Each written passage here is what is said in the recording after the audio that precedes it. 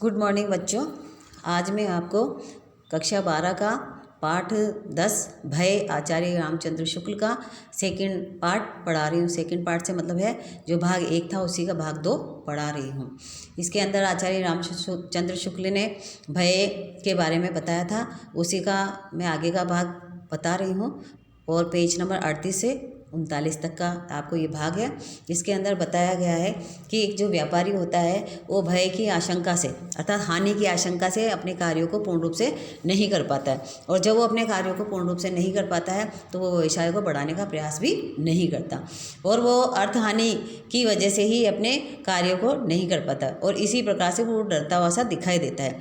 इसीलिए उसने अपने कार्यों को नहीं किया, तो वो इसी वजह से वो अपने मुंह को भी चुराता है। तो इस प्रकार भी भीड़ होता है कि तह में सहन करने की अक्षमता और अपनी शक्ति का अविश्वास छिपा रहता है। भीरू व्यापारी में अर्थ हानि सहने की अक्षमता और अपने व्यवसाय कौशल पर अविश्वास तथा भीरू पंडित में मान हानि सहने की अक्षमता और अपने विद्या बुद्धि बल पर अविश्वास निहित है। एक ही प्रकार की भीरुता ऐसी दिखाई पड़ती है जिसकी प्रशंसा होती है, वहाँ धर्म भीरुता है, पर हम तो उसे भी कोई बड़ी प्रशंसा की बात नहीं समझते। धर्म के डरने वालों की अपेक्षा धर्म की ओर आकर्षित होने वाले हमें अधिक धन्य जान पड़ते हैं, जो किसी बुराई से यही समझकर पीछे हटते हैं कि उसके करने से अधर्म होगा। यानी बुराई करने वाला व्यक्ति है और वो ये सोच ले कि है ना बुराई करने से ही अधर्म होगा, तो वो हमेशा पीछे हट जाएगा। उसकी अपेक्षा वे कहीं श्रेष्ठ हैं जिन्हें बुराई अच्छी ही नहीं लगती है। लेकिन उनसे ज़्यादा अच्छे कौन से व्यक्ति होंगे कि जिन्हें बुराई करना ही अच्छा नहीं लगता, अर्थात दूसरों के अंदर कुछ दूरियां बना के रखे और उनकी जो बुराइयां हैं उनको दूर रखे, उनके जो दोष हैं उनको दूर रखे, तो वो कभी बुराई की तरफ बढ़ेगा ही नहीं। दुख या आपत्ति की पूर्ण निश्चय न रहने पर उसकी संभावना मात्र के अनुमान से जो आवेग शून्य भय होता है उसे आशंका कहते हैं। यहाँ पे मैंने आपको पहले बताया था एक कहानी के तौर पे कि जब भी किसी के अंदर दुख आता है तो दुख आने की संभावना मात्र से वो व्यक्ति क्या होता है, आशंका से ग्रसित हो जाता है और उसे भय शून्य के बराबर दिखाई देता है, और जब शून्य के बराबर उसको भय दिखाई देता है तो उसे ऐसी आशंका बनी रहती है, उसमें वैसी आकुलता नहीं होती है, उसका संचार कुछ धीमा पर अधिक काल तक रहता है। कि आशंका जब बनी रहती है उसका संचार धीरे होता है लेकिन कुछ काल तक बना रहता है। मैंने आपको एक कहानी के तौर पे बताया था कि घने जंगल से जाता हुआ यात्री चाहे रास्ते भर इस आशंका में रहे कि कहीं चीता मिल जाए, पर वहाँ बराबर चल सकता है। यदि उसे असली भय हो जाएगा तो वह लौट जाएगा। अगर उसको निश्चित रूप से भय उत्पन्न होगा, क्योंकि आशंका है उसके अंदर, तो अगर निश्चित रूप से उसको भय होगा तो वो अपने आगे बढ़ेगा नहीं, पैरों को आगे रखेगा नहीं। तो उसके अंदर जो दुखों के भाव की आशंका की स्थिति समझनी चाहिए थी, जो सुख के भावों में भी आशा है, क्योंकि उसके दुखात्मक जो भाव उत्पन्न हो रहे थे उसके मन में, ऐसी स्थिति में उसको अपने आप को समझ में आना चाहिए, और वो जब उसको समझ में आ रहा है तो वो अपने अंदर कैसे आशा रूपी सुखों को महसूस करेगा। अपने द्वारा कोई भयंकर काम किए जाने की कल्पना या भावना मात्र से ही क्षणिक स्तंभ के रूप में इस प्रकार के भय का अनुभव होता है, जैसे कोई किसी के कहे कि इस छत से कूद जाओ। कोई व्यक्ति किसी से कहे कि तुम छत से कूद जाओ, तो समझने वाली बात है कि व्यक्ति सोच समझ के रखता है तो शायद वो कूदेगा ही नहीं, और वो ना समझ है तो वो कूद जाएगा। तो यहाँ पर व्यक्ति कह रहा है कि भाई कूद जाओ, तो उसके हाथ पैरों में क्या होगा, दर्द होगा, चोट लगेगी, गिरेगा, तो उसको डर मालूम होगा कि मैं कूदूँ या नहीं कूदूँ। तो इसी भय से शायद वो अपने आप को नहीं कूदाएगा, नीचे नहीं कूदेगा, और यही उसका अंदर क्या होगा, भय कहलाएगा। क्रोध का अभाव दुख के कारण पर डाला जाता है, इससे उसके द्वारा दुख का निवारण यदि होता है तो सब दिन के लिए या बहुत दिनों के लिए। भय के द्वारा बहुत सी अवस्थाओं में यह बात नहीं हो सकती। ऐसे सगान प्राणियों के बीच जिसमें भाव बहुत कम काल तक संचित रहते हैं, और ऐसे उन्नत समाज में जहाँ एक व्यक्ति ही की पहुँच और परिचय का विस्तार बहुत अधिक होता है, प्राय भय का फल भय के संचार काल तक ही रहता है। जहाँ वह भय भूला कि आफत आई, उसके मन से जो डर निकल जाएगा तो समझ लो उसके सामने परेशानियाँ बहुत सारी आती चली जाएंगी। यदि कोई क्रोधी व्यक्ति किसी बात पर आपसे बुरा मान जाए और आपको मारने दौड़े थे, उस समय भय की प्रेरणा से आप भागकर अपने को बचा लेंगे। कोई क्रोधी व्यक्ति है और आपकी कोई बात अच्छी नहीं लग रही है तो आपको वो मारने दौड़े, तो आप उससे क्या करेंगे, भय लगेगा, क्योंकि भी मुझे मारने थे, इसलिए आप अपने आप को उससे बचाएंगे और वहाँ से भाग लेंगे। पर संभव है कि जब मनुष्य को क्रोध जो आप पर था उस समय दूर न हो, बल्कि कुछ दिन के लिए बैर के रूप में टिक जाए, और कुछ दिन के लिए वो आप पे गुस्सा करता रहे, ईर्ष्या करता रहे और बैर बनाए रखे आपसे, तो उसके लिए आपके सामने फिर आना कोई बड़ी बात नहीं है। तो उसके सामने वो बार बार आपके पास प्रयास करेगा। प्राणियों की असभ्य दशा से ही भय से अधिक काम निकलता है, जबकि समाज का ऐसा गहरा संगठन नहीं होता कि बहुत से लोगों को एक दूसरे का पता और उसके विषय में जानकारी रहती हो। जंगली मनुष्य के परिचय का विस्तार बहुत थोड़ा होता है। बहुत ही ऐसी जंगली जातियां हैं अब भी हैं जिसमें कोई एक व्यक्ति 20-25 से अधिक आदमियों को नहीं जानता है। एक जैसे झोपड़ियाँ होती हैं, छोटी छोटी मंडलियों में लोग रहते हैं, तो वहाँ पे उनके परिवार के अंदर जितने लोग होते हैं, आसपास के जितने लोग हैं, वो उनको जानते हैं। अतः उसे 10-12 कोस पर ही रहने वाला यदि कोई जंगली मिले और मारने दौड़े तो वह भागकर उससे अपनी रक्षा करेगा। उसी समय नहीं बल्कि सब दिनों के लिए कर लेगा, और वो वहाँ से भाग करके अपनी रक्षा करेगा। तो वो एक दिन के लिए नहीं करेगा, हमेशा के लिए उनसे अपनी रक्षा कर लेगा। उसी प्रकार से समाज में भय के द्वारा स्थायी रक्षा की उन्नति संभावना नहीं होती है। इसी से जंगली और असभ्य जातियों में भय अधिक होता है, जिससे वे भयभीत हो सकते हैं, उसी को श्रेष्ठ मानते हैं और उसी की स्तुति करते हैं। उसके देवी देवता भय के प्रभाव से ही कल्पित होते हैं। किसी आपत्ति या दुख से बचे रहने के लिए अधिकतर वे उसकी पूजा करते हैं। अति भय और भय का कारण का सम्मान असभ्य के लक्षण है, कि जो अपने आप में डरते रहते हैं, उससे ज़्यादा उनको भय उत्पन्न होता रहता है, तो उनके लिए वो क्या कारण होता है? असम्मान का, या असभ्य के लक्षण होते हैं। अशिक्षित होने के कारण अधिकांश भारतवासी भी भय के उपासक हो गए हैं, और अशिक्षित यानी कि पूर्ण रूप से उनको जानकारी नहीं होने की वजह से, या पूर्ण रूप से वो जानकारी नहीं रखते हैं, इस वजह से उनका क्या हो गया, वो भय के उपासक होते चले जा रहे हैं, अर्थात उसकी उपासना करते जा रहे हैं। उनके अंदर भय उत्पन्न होता जा रहा है। वे जितना सम्मान एक थानेदार का करते हैं उतना किसी विद्वान का नहीं करते, क्योंकि थानेदार का उनके अंदर भय है, विद्वान के बारे में तो वो जानते ही नहीं है। चलने फिरने वाले बच्चों में जिसमें भाव देर तक नहीं टिकते हैं, दुख परिहार का ज्ञान या बल नहीं होता है, भय अधिक होता है। बहुत से बच्चे तो किसी अपरिचित आदमी को देखते ही घर से भीतर भाग जाते हैं। पशुओं में भी भय अधिक पाया जाता है। अपरिचित के भय में जीवन का कोई गूढ़ रहस्य छिपा जान पड़ता है। प्रत्येक प्राणी भीतरी आँख खुलते ही अपने सामने मानो एक दुख कारण पूर्ण संसार फैला हुआ पाता है, कि प्रत्येक व्यक्ति ये सोचता है कि भाई मेरे अंदर भय उत्पन्न है। जब उसके अंदर भय उत्पन्न होता है तो वो ये सोचता है कि जब भी उसकी आँख खुली तो उसको चारों तरफ क्या दिखाई देता है? पूरा संसार ही भयभीत दिखाई देता है, और वो उनसे अपने आप को बचाने का प्रयास करता है। जैसे ही वो उनसे अपने आप को बचाने का प्रयास करता है तो वो क्या करता है? कुछ अपने ज्ञान बल से और कुछ बाहुबल से थोड़ा बहुत सुख में बनाता चलता है अपने आप को। क्लेश और बाधा का ही सामान्य आरोप करते जीवन संसार में पैर रखता है। सुख और आनंद को वह सामान्य या का व्यक्तिक्रम समझता है, विरल विशेष मानता है। इस विशेष से सामान्य की ओर जाने का साहस उसे बहुत दिनों तक नहीं होता। परिचित अर्थात परिचय के उत्तरोत्तर, कि जो व्यक्ति परिचित है अपने भय से, तो उसके उत्तर में अभ्यास के बल से अपने माता पिता या नित्य दिखाई पड़ने वाले कुछ थोड़े से और लोगों के साथ ही संबंध में वह यह धारणा रखता है, क्योंकि वो और लोगों पे अपना विश्वास नहीं करेगा, लेकिन जो थोड़े बहुत लोग हैं उन पे ही अपना विश्वास बनाए रखेगा, और चाहे उसके माता पिता हों, चाहे उसके साथ में रहने वाले लोग हों, पर वो उन्हीं के अंदर अपना सुख देखेगा, और उसको ऐसा लगेगा कि वो उसके कष्ट नहीं पहुंचाएंगे। जिन्हें वह नहीं जानता है, जो पहले पहल उसके सामने आते हैं, उनके पास बेधड़क नहीं चला जाता है, और जब वो जानता है कि ये लोग मेरे पास कभी नहीं आए तो वो स्वाभाविक है वो उनके पास जाएगा भी नहीं और वो देखेगा भी नहीं, और बिल्कुल अज्ञात वस्तु के प्रति भी वह ऐसा नहीं करते। और जब जिनको तो वो बिल्कुल जानते नहीं, जिससे वो ज्ञात है, तो उनसे तो वो दूर ही रहेगा।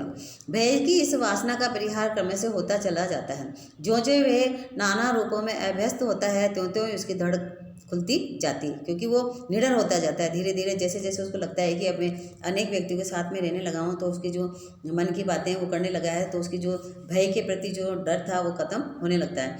इस प्रकार अपने ज्ञान बल, हृदय बल और शरीर बल की वृद्धि के साथ वह दुख की छाया मानो हटाता चलता है। समस्त मनुष्य जाति की सभ्यता के विकास का यही क्रम रहता है। भूतों का भय तो अब कुछ छूट गया, कि लोगों में पहले भूत बाधाएं होती थी, उन वजह से भी लोग डरते थे, लेकिन आजकल वो लोगों में कम होता जा रहा है। पशुओं की बाधा भी मनुष्य के लिए प्राय नहीं रह गई, पर मनुष्य के लिए मनुष्य का भय बना हुआ है। लेकिन आजकल मनुष्य का जो भय है वो मनुष्य के प्रति ही बना हुआ है। इस भय से वो कभी उभर नहीं पा रहा। इस भय के छूटने के लक्षण भी दिखाई नहीं देते, और मनुष्य की जो भय उत्पन्न हो रहा है उसके अंदर इसके जो लक्षण है वो उसको छूटते हुए भी दिखाई नहीं देते हैं। अब मनुष्य के दुख का कारण मनुष्य, तो स्वाभाविक रूप से है कि मनुष्य का दुख का कारण है मनुष्य से ही डरना, कि व्यक्ति अपने मन की बात किसी से कह नहीं सकता है। अगर वो कहता है तो उसको भय रहता है, उसको आशंका रहती है कि कहीं मेरी बात को ये उजागर ना कर दे, और इसी के कारण मनुष्य दुखी होता रहता है। सभ्यता के अंतर में केवल इतना ही पड़ता है कि दुख दान की विधियाँ बहुत गूढ़ और जटिल हो गई हैं, कि जितनी दुख होती है उतनी ही उनकी जो समस्या है वो आगे से आगे और भी कठिन होती चली गई है। उनका शोभ कारक रूप बहुत से आवरणों से के भीतर ढक गया। जितना भी उनका दुख है वो उनका एक पर्दे के अंदर वो दुख ढकते चले गए हैं।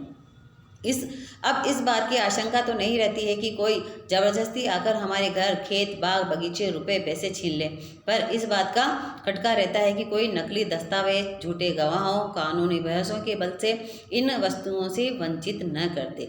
दोनों बातों का परिणाम एक ही है। अब वो ये सोचता है कि उसको कि भय रहता है, सोचता क्या है कि कोई मेरे कागज़ ना ले जाए, मेरी ज़मीन ना हड़प ले, मेरा मकान ना ले जाए, मेरे ऐसे कानूनी दस्तावेज हैं जो वो नहीं ले जाए। और जिनके कानूनी दस्तावेज अगर वो ले भी जाता है तो उनके ऊपर क्या करता है, वो दुखी होएगा, उनसे वंचित रह जाएगा, और फिर उसको कानून के चक्कर काटने पड़ेंगे। तो उसका परिणाम उसके प्रति क्या होगा, उसी वजह से वो उनमें डर लगता रहता है, और जैसे वो उनसे डरता रहता है वैसे ही वो उनसे दूर होता चला जाता है।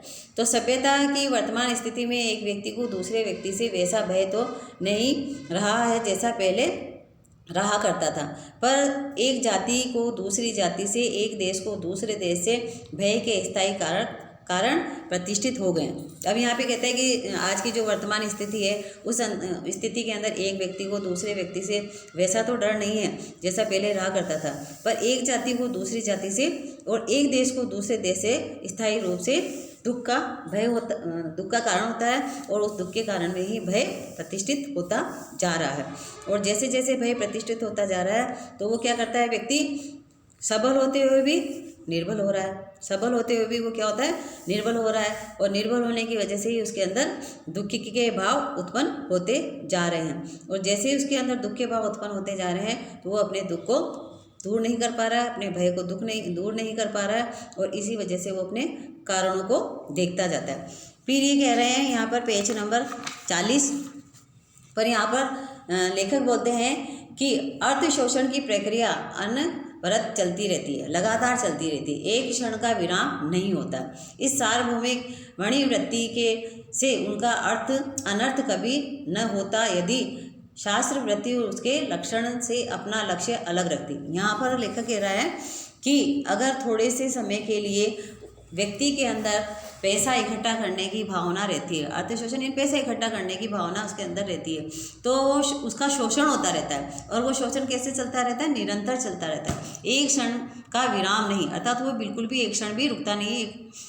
इस सार्वभौम यानी विश्वव्यापी वणिवृत्ति यानी कि पैसे की वृत्ति से उसका अनर्थ कभी न होता, अगर वो उन चीज़ों से दूर नहीं रहता तो अपने कार्यों में लगाते रहता है, और यदि वो अपने कार्यों के में लगा रहता है तो उसके लक्ष्य से अपना लक्ष्य अलग रखती है, तो इसी वजह से उनको अपना अपना लक्ष्य अलग रखने का प्रयास करता है। पर इस युग में दोनों का विलक्षण सहयोग हो गया, लेकिन यहाँ पर इस युग संसार में वर्तमान युग के अंदर दोनों का अनोखा विलक्षण यानी अनोखा सहयोग हो गया है।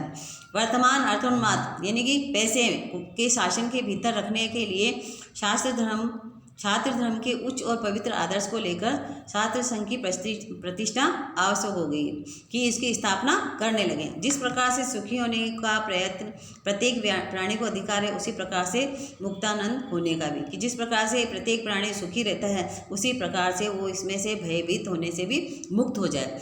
पर कर्म क्षेत्र के चक्रों में पड़कर जिस प्रकार सुखी होना प्रयत्न साध्य होता है, उसी प्रकार निर्भय रहना भी, कि जैसे प्रयत्न हम कर रहे हैं, प्रयास हम कर रहे हैं, तो प्रयास हम कर रहे हैं वो साध्य हो गया हमारा, तो उससे दूर निर्भय होकर के रहना है वो हमारी साध्यता है। तो निर्भयता के संपादन के लिए दो बातें अपेक्षित है, इन दो बातें बहुत ज़रूरी है। पहली तो यह है कि दूसरों के हमसे किसी प्रकार का भय या कष्ट न हो, कि दूसरों से हमें किसी प्रकार का ना तो भय हो और न कष्ट हो।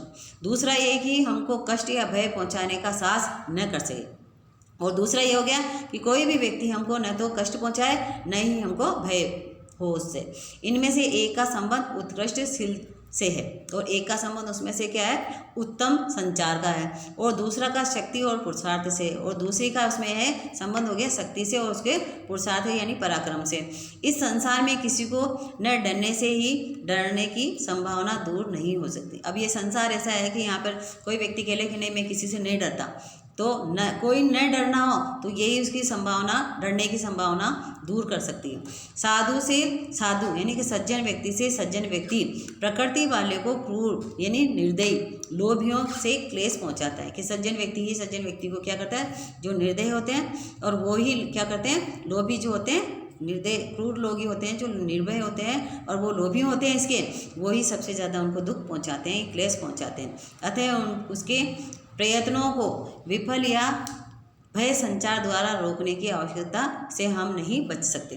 तो उनके जो जितने प्रयत्न हैं, जितने भी उनके भावात्मक संचार, भय को उत्पन्न करने वाले जो संचार हैं, उनको हमने रोकने का प्रयास करते हैं, और तभी हम अपने आप को उन सब चीज़ों से बचा सकते हैं। तो बच्चों, ये आज आपका पाठ है जो मैंने 3 भाग में आपको बताया है। ये पाठ आज आपको ख़त्म होता है। इसी के साथ में आपको प्रश्न उत्तर भी बता देती हूँ। इसमें पहले प्रश्न में है, साहसी व्यक्ति कठिनाई में फंस जाने पर क्या करता है। साहसी व्यक्ति कठिनाई में फंस जाने पर क्या करता है। तो इसका उत्तर है, वह व्यक्ति डरता नहीं है और उसका उपाय करता है। दूसरा प्रश्न है इसमें, भय क्या है। तो भय मैंने कहा कि आती हुई आपदा से जो बचने का कारण ढूंढ लेता है और उससे जो परेशानी उत्पन्न होती है वो उसका भय कहलाता है। तो भारी संकट या भारी संकट का आभास, उसमें बचने या मन में मनोविकारों को उत्पन्न करना वाला ही भय कहलाता है। क्रोध और भय में क्या अंतर है। तो क्रोध के लिए भय का कारक ज्ञान है, और संकट आएगा तभी वह हानि की आशंका उसके मन में उत्पन्न होगी।